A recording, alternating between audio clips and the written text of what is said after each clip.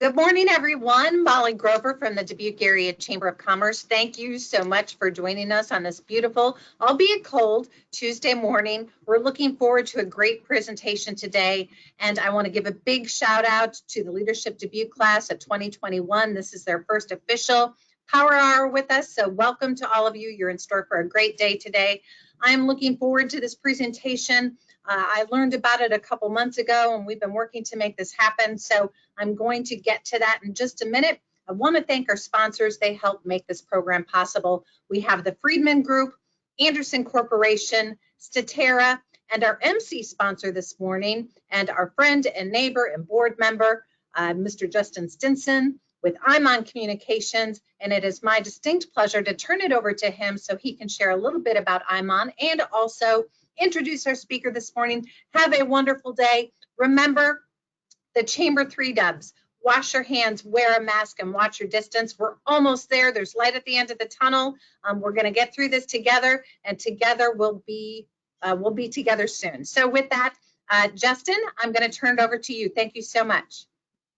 Thank you so much, Molly. I appreciate it. And good morning, everybody. And thank you all for being here on this really freaking cold morning for the Chamber's February Power Hour program. As Molly mentioned, I'm Justin Stinson. I'm the Vice President of IMON Communications. We are a proud sponsor of Power Hour, along with Anderson Window and Door, the Friedman Group, and Statera Integrated Health and Wellness. We are excited to have you here virtually for today's presentation. So IMON is proud to be a local provider delivering high-speed internet, data, and phone services to businesses throughout Dubuque. And we continue to expand both our service area as well as our product offerings. We are a customer-focused business, and we do things much differently than our competitors. And you know, I get a lot of questions asking why fiber internet is different than any other service providers, and it's really simple. Fiber is simply glass that passes light, as opposed to electricity that you find in coax or copper pairs. It isn't affected by environmental factors such as electricity, cold, or wet conditions. And here at IMON, we kind of take it a step further, and we actually bury it nearly 36 inches deep, and that keeps it below the frost line, which we're experiencing now, and prevents accidental cuts. We build in redundancy throughout our network to always ensure you have a consistent connection. And the other cool thing about fiber is you don't have to share it with your entire neighborhood or your neighbor businesses. That's right, your connection is your connection, and you won't see your speeds drop when others around you log on. So if you want to know more, give us a call. Today's Power Hour presenter is Neil Jones. He's the Vice President of Real Estate for Direct Connect Development Company, where he oversees and executes real estate, crossing, and other project development related activities on Direct Connect's SOO Green HVDC Link project. The SOO Green HVDC Link is a first of its kind electricity transmission project that will install state-of-the-art high voltage direct current, which is where the HVDC acronym comes from, transmission cable underground along existing railroad corridors that virtually eliminates the visual, land, and environmental impact of above ground transmission lines. Neil has over 17 years of project management experience in renewable energy, linear, and telecommunications projects, and has taken various leadership roles in the development of over 3,200 milliwatts of operating wind generation and over 300 miles of operating high voltage electrical transmission lines. Neil began his power and energy career with the NextEra Energy Resources after a 12-year career in the U.S. Air Force as a communications officer. Since leaving NextEra Energy Resources, Neil has worked for Wind Capital Group as a wind developer and as a power and energy consultant for Kimley Horn and Associates and Atwell. In his consulting role, he has provided wind, solar, and transmission and telecommunications developers with non-environmental permitting, crossing, and land acquisition support. Please give a warm chamber welcome from wherever you are to Neil Jones.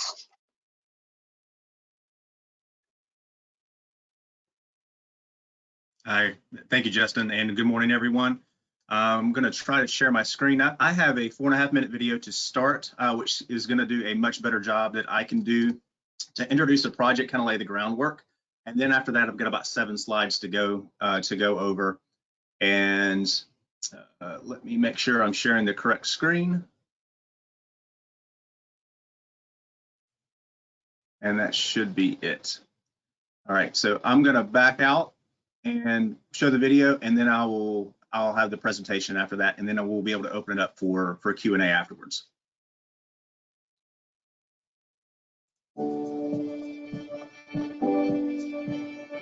SOO Green HVDC We're not Link. seeing the video. Oh, my apologies. Am I not sharing the right screen? We're looking at your PowerPoint. Aha. How about now? I think this might be it. Yes, go ahead. Thank you for checking that. That would have been very unfruitful. All right, here we go again. SOO Green HVDC Link is an innovative new model for electric power transmission development and construction. The proposed project will change the way transmission is built in the U.S. while connecting abundant renewable energy resources in the Midwest to new markets. SOO Green will be the first transmission project in North America to be installed underground along existing transportation corridors. This will minimize environmental and physical impacts and eliminate visual impacts. The same model is successfully used to build America's fiber optic networks. SOO Green will follow existing railroad and Department of Transportation rights of way, stretching from the Midwestern U.S. grid in north-central Iowa, running along the Mississippi River, and ending in the eastern U.S. grid in northern Illinois. This project will employ 3 distinct methods to build the underground transmission line: open trench, jack and bore, and horizontal directional drilling, HDD. During open trenching, SOO Green will dig an approximately 3-foot wide, 5-foot deep trench and will bury 2 8-inch diameter conduits. The trench will be backfilled, creating a duct bank with a minimum 3-foot ground level clearance. Once the duct banks are in place, native soil will be replaced and restored. At this point, cross-linked polyethylene insulated cables, each about 5 inches in diameter, will be pulled through the conduits. These installations require no coolant fluid. Once in place, the trench will remain closed for the life of the project. When a sensitive habitat, existing road, or existing utility needs to be crossed, SOO Green will utilize the second construction method, the jack and bore method. In this method, crews bore under the area, placing both conduits within a single bore. The final method, horizontal directional drilling, is used when crossings are required to be wider or deeper. This includes areas such as wetlands or rivers. After drilling and widening the hole, the conduits and casing will be pulled from one side of the river to the other. Both jack and bore and horizontal directional drilling can be executed with no environmental interruption or surface impact. Following construction, the land along the project corridor is returned close to its original state, and the line is put into service. The SOO Green team understands the importance of existing infrastructure along the proposed route, including drain tile, which is an integral part of Midwestern farming activities. When intersecting existing drain tile, smaller tiles will be cut and capped to allow the trench to be dug and the conduits to be installed. Once conduits are in place, the tiles will be repaired and the trench will be filled with existing native soil. Depending on current use and flow rate of drain tile, conduits may be placed under larger tiles without cutting. SOO Green's partnership with the railroad will limit impacts to the environment and neighboring communities by reducing the need to remove trees, minimizing sensitive habitat disturbance, and eliminating visual impacts of overhead towers and cables. The SOO Green HVDC Link will create thousands of jobs during construction and dozens of permanent jobs to maintain the transmission system. Additionally, SOO Green will reduce existing transmission constraints, enhance grid reliability and resiliency, and enable the development of additional renewable energy projects in the Midwest. The SOO Green team looks forward to working with landowners, policymakers, and local communities to rethink how we build the transmission grid of the future.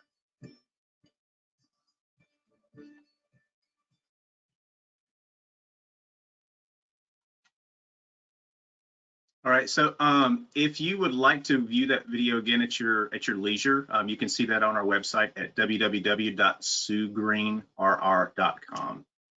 So like Justin said, good morning. My name is Neil Jones, and I'm the Vice President of Real Estate for the SOO Green HVDC Link project. The first thing I wanted to start out with is explaining what the odd name SOO Green, where that comes from. And it comes from the portion of the Canadian Pacific route that we're going to be using, the SOO rail line, and it's a phonetic spelling of Sault Ste. Marie. So that's how we got SOO in the SOO Green HVDC Link. The rest is pretty explanatory. So although the video really, I think it does a good job of setting the groundwork and introducing the project, I've got about 7 slides to go over to provide a more detailed project information and background before providing an opportunity to ask questions. So let's jump in. Stated briefly, SOO Green is a proposed 350-mile underground high voltage direct current transmission line that will extend from Mason City, Iowa to the Plano, Yorkville area in Illinois. Now, SOO Green is the first major transmission project that will cross the seam between 2 of the largest regional electrical markets in the United States.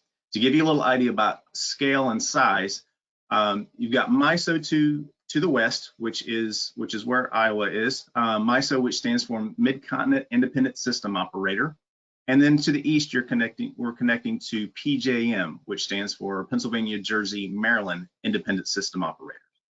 Now, these are basically, these regional markets are basically the air traffic controllers for their portion of the grid, and they monitor and coordinate generators and transmission to ensure there's enough electricity and capacity for their users.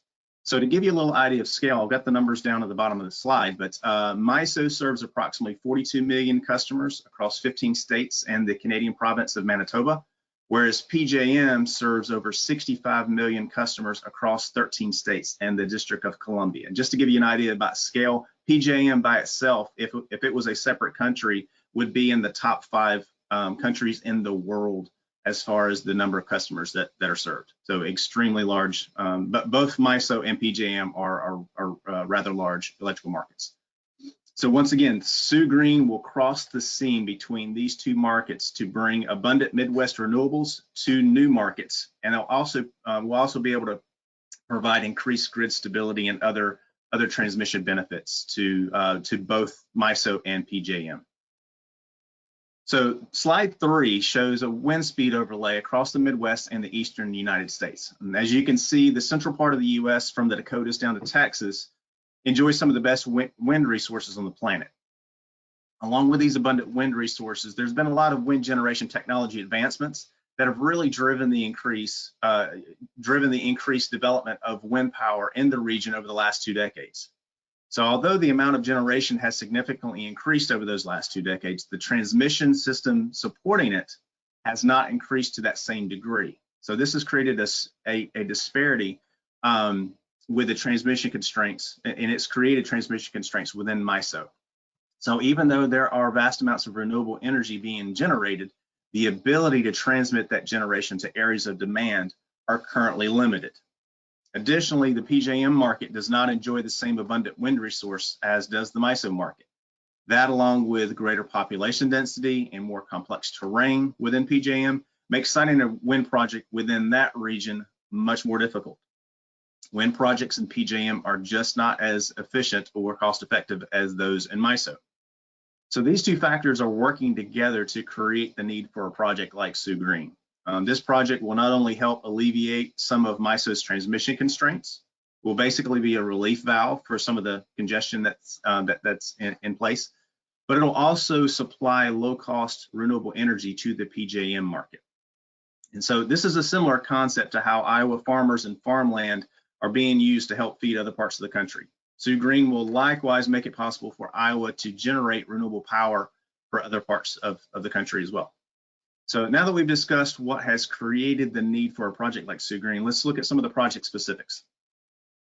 So as stated previously, SOO Green will connect the MISO and PJM markets at strong grid points near Mason City, Iowa, and the Plano-Yorkville area in Illinois.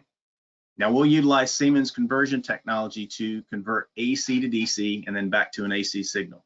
This equipment will be housed within two large converter stations, one located at either end of the project. One is in Mason City, the one will be near Yorkville, Plano.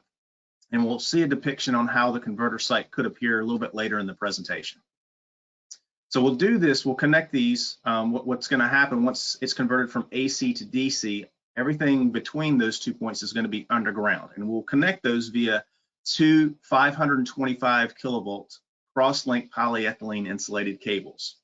So the reason why we're using 2 cables instead of 3 is because we are DC. DC only has a positive and negative. It does not have the requisite three wires like an AC does.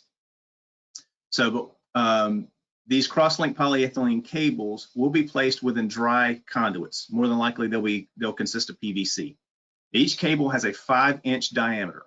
The cables itself has about a 5-inch diameter, which is about the size of a smartphone or a large wine bottle. And each of those will be placed within an 8-inch conduit. So, and there will be no coolant fluid or anything like that required. It's a dry cable going inside a dry conduit with a little bit of lubricant to make sure that it slides in, but it will not be liquid cooled.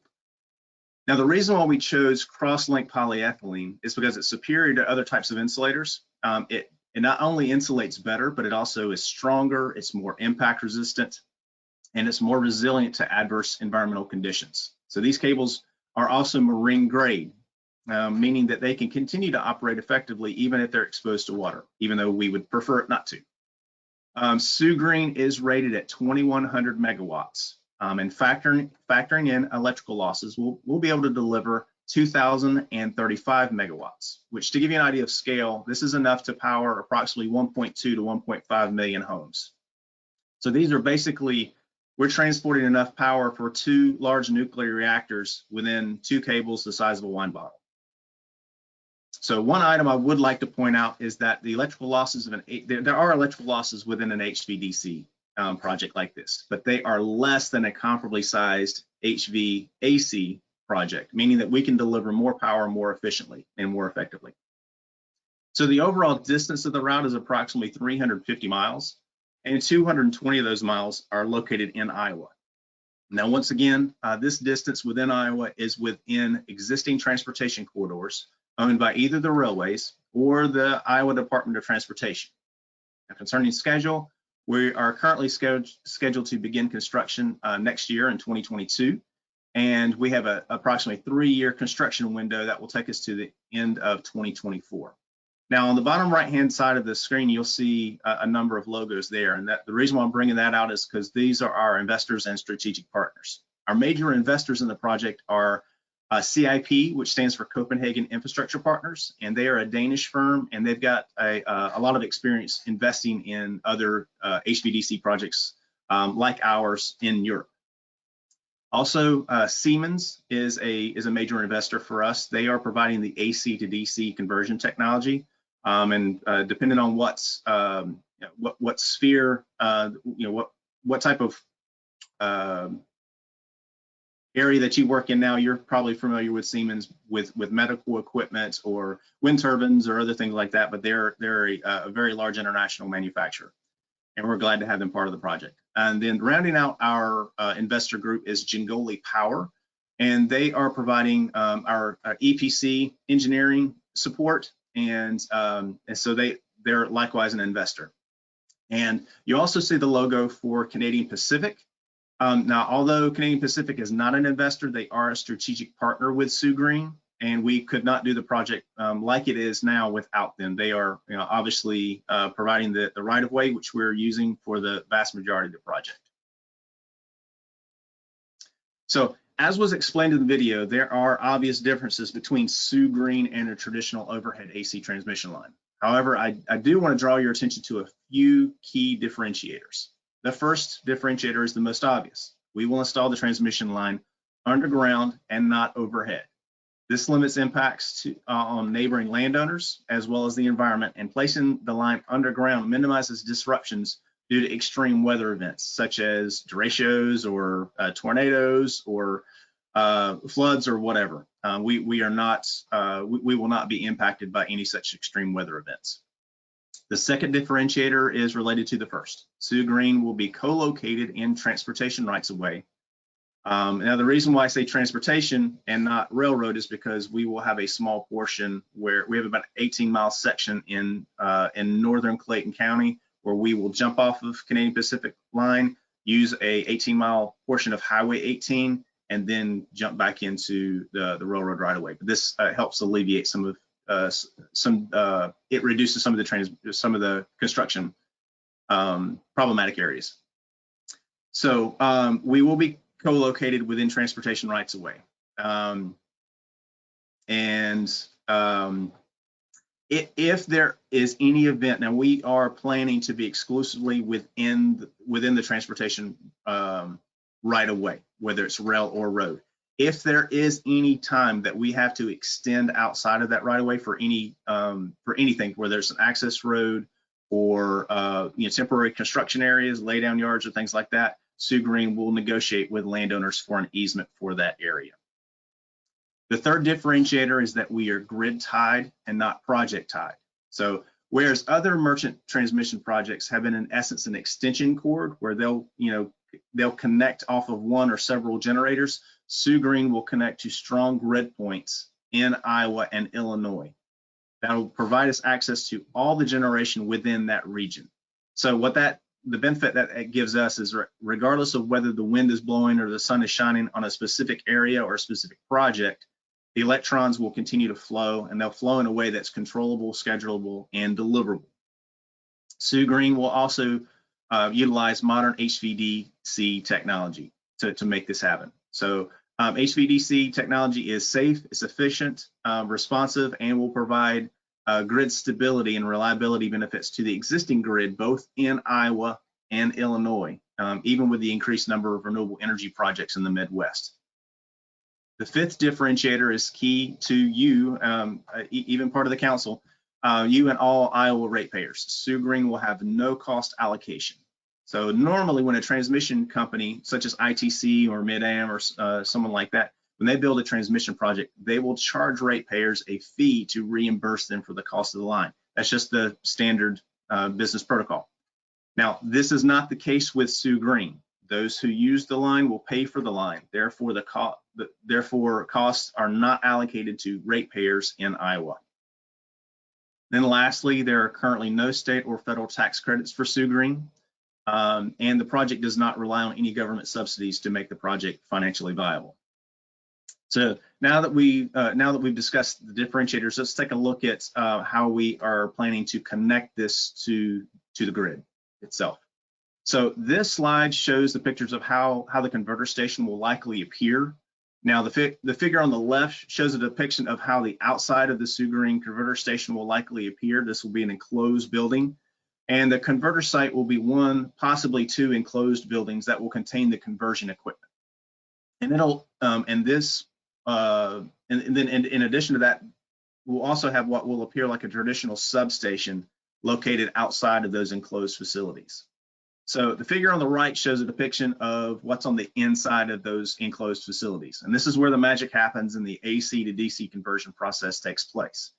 Now, Cerro Gordo County will contain the only converter site in Iowa and will be one of only two converter sites within the entire project, one being placed on either side of the route. So concerning the route, the last two slides that I want to show you show the route across the state of Iowa, as well as a Dubuque County specific map. So this is the route in Iowa. Once again, this is approximately 220 miles. And it will begin at the converter station located just west of the Mason City municipal boundaries, approximately 1 mile west in Cerro Gordo County. Now, the project will then proceed east through 7 other Iowa counties. We're going through eight Iowa counties total. all along existing transportation rights of way to Cibola, where we will cross under the Mississippi. We will bore underneath the Mississippi and then proceed into Illinois. The last slide I want to show you is the Dubuque County slide. And I know it's not tremendously detailed, but that's kind of by design, because the two things that I can't answer, I'm going to open it up for questions pretty soon, but the two things that I cannot answer is what side of the route that we're going to be on, and then when exactly are we going to be going through the city of Dubuque or Dubuque County itself. So we are still figuring that out. Once we do that, we will let you know. But this depicts the approximately 33.4 miles where we will proceed through Dubuque County. So that concludes my my formal presentation. I can open it up for Q&A. I think we've got a little bit of time left. But once again, thank you for your time and opportunity to present. Thank you so much, Neil. If you guys want to utilize the chat function and put any questions, we'll give it a couple of minutes just to have people put information in. Otherwise, if you finish this event and think of something afterwards, we'll put you in contact with Neil to answer anything that you think of later. I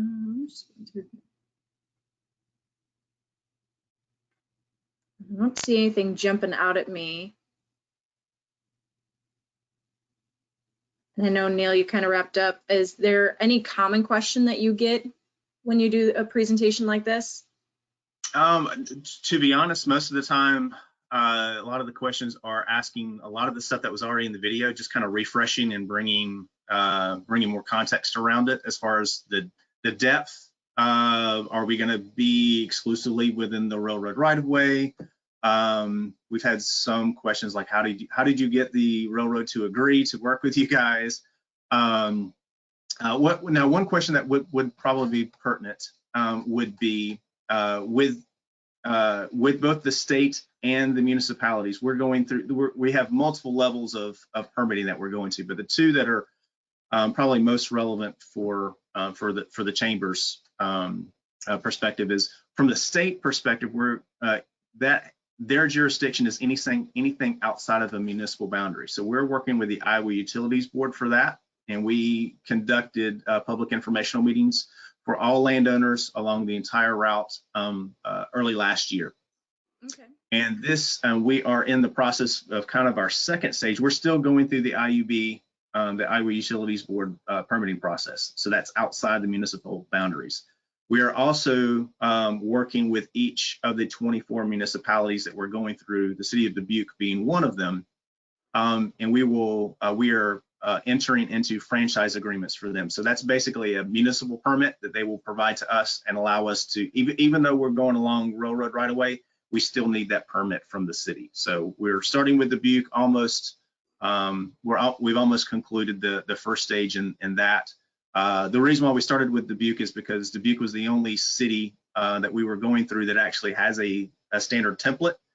But although they had that template, it was not quite adjusted for an underground transmission project. So we had to do a little bit of tweaking on both sides to get that done. But that process is going really well, and it's been we've enjoyed working with the city of Dubuque. Excellent. We had a couple questions come in. David Gibson would like to know, what will be the typical depth of the new cables? Yes. So, well, once again, we have three different approaches. We have open trench, which will be our default method, jack and bore, and then horizontal directional drill.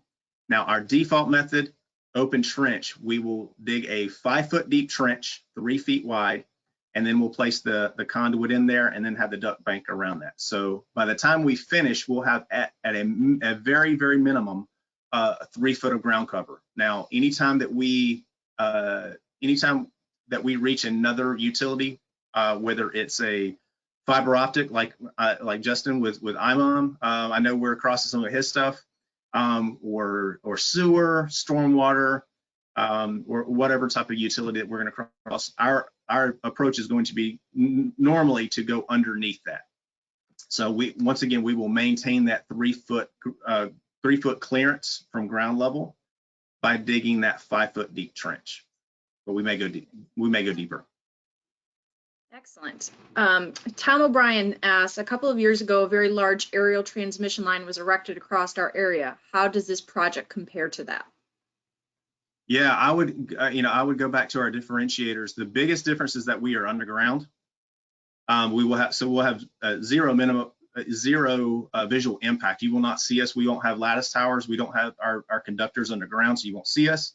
And then additionally, because we are DC, we can place our line underground within a very small footprint, 3-foot wide footprint within an existing transportation corridor. So those two things kind of work together to make those the most significant differentiators from us and a traditional overhead project. Now, I don't want to disparage AC by any means. That's my background. That's what I've done. But the reason why we can do what we're doing is because we are DC. This will not be, we do look at replicating this project in other parts of the country. However, you do have to have certain economies of scale to be able to justify the cost for the converter sites. So this is not like everything is going to convert to DC. This is a complementary transmission system to the existing grid, but this is not like we're doing a wholesale change from AC to DC. This is a complementary project. Okay. Next question. Will this project be a property tax generator? There will be some taxes that we do pay, and then in addition to that, with the franchise agreement that we're getting with Dubuque, there'll be some fees associated with that. And that's part of the details that we're working through. But there will be a generator for of revenue from the city, from the county, and then also a jobs creator as well. Last question I have is, which electricity producing companies will be sending electricity through the line? Yeah, so we are on the MISO side, which is in Iowa. We are connecting to the ITC system at their Deerfield. Well, it's one of their substations near Mesa City. So, but we are connecting to ITC, but because we're connecting to ITC does not mean that we're only transmitting ITC. That's their part of the grid. So we are connecting to that.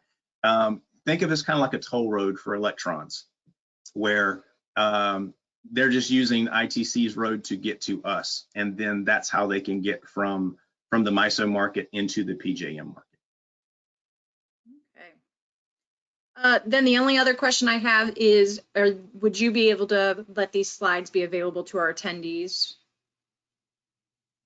Let me do some coordination inside. I think we can. I know this is very similar to what we provided with the public informational meetings. So before I commit, yes, let me do some checking inside. And we'll do that. That sounds perfect. All right. Oh, one other question just popped on. How does the cost of the underground DC generally compare with the overhead AC transmission lines? Yeah, it's a totally different revenue stream. It's a different way of doing that because when you're dealing with typical AC line, that's part of whether I'll use Alliant or ITC or Black Hills. That they have fees that they charge their ratepayers. And that's part of their system. So now we will be, like I said, I think the best analogy for us is a toll road for electrons. We will have shippers that basically lease a portion of the capacity in our line. Then we'll also have buyers and who are purchasing capacity off of the line in PJM, and we'll have sellers that are selling electricity. So we're playing matchmaker right now. With all those different entities to charge to allocate those those tolls. So the financial structure is quite a bit different because we don't have ratepayers. We are not a utility ourselves. We are, like, once again, toll road for electrons. Perfect. All right, that's all the questions I have right now. I will turn things over to Molly to wrap us up today. Molly, you are muted. Thank you, Justine. Those were the words, aren't they, of 2020? You're on mute. Thank you so much, everyone, for joining us. Appreciate Neil joining us and his time for this presentation. And once again, Power Hour lives up to its name. Powerful presentations, powerful information to provide a power start to your day.